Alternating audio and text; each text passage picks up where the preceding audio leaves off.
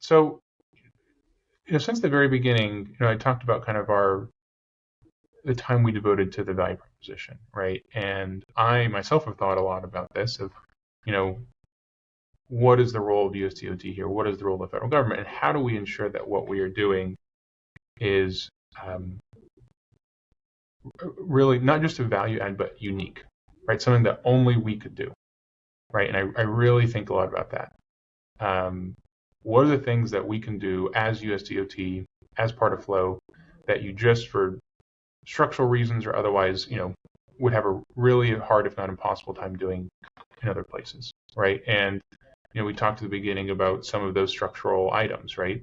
The kind of operational and commercial neutrality of the department, right? Finding a truly kind of neutral party that kind of lowers the trust barrier, if you will, right, to people joining.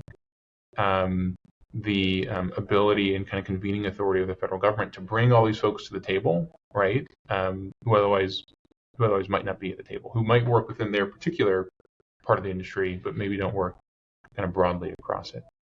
As well as, right, and go back to some of the kind of, data privacy authorities, we have, within the federal government.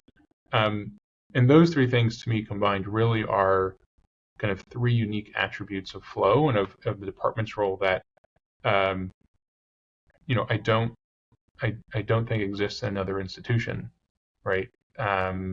Transportation focused convening authority, data privacy laws, commercial and operational neutrality, right?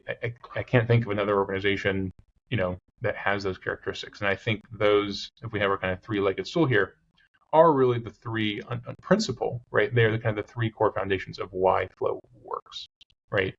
And what's unique about it, and that really can't be replicated somewhere else.